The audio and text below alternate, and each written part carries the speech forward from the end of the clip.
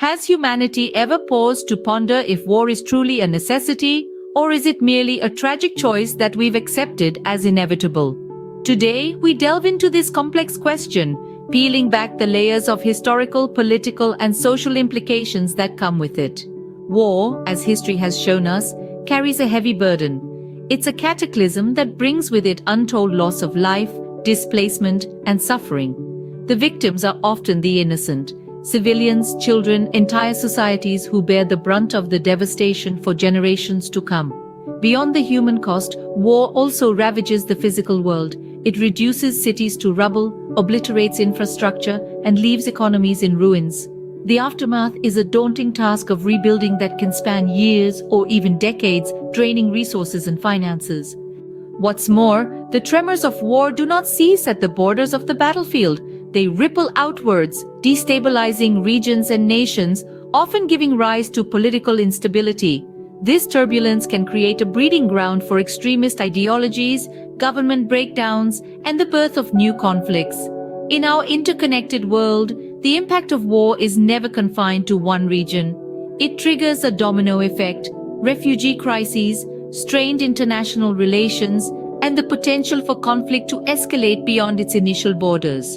The ripple effect of war, it seems, knows no bounds. The environment, too, is not spared the ravages of war. Ecosystems are damaged, pollution levels rise, and hazardous materials are released, leaving a lasting impact on the planet. With all these factors in play, one might wonder why humanity has not yet turned its back on war. The answer lies in the complex tapestry of geopolitical considerations, national security concerns, and perceived failures of diplomatic efforts. Some argue that in certain situations, armed conflict may become a necessary evil to protect fundamental values or prevent greater harm. However, the vision for a future where conflicts are resolved peacefully is not a distant dream. It's a possibility that could be unlocked through dialogue, negotiation, and conflict resolution. These peaceful means should always be explored to their fullest before war is even considered. The path to this peaceful future is paved with global cooperation, diplomacy, and conflict prevention. These are the tools that can help us address the root causes of conflicts, maintain peace and security, and create a world where war becomes a relic of the past, not a looming threat in the future. In conclusion, war carries a heavy toll on humanity, on economies, on political stability, and on the environment.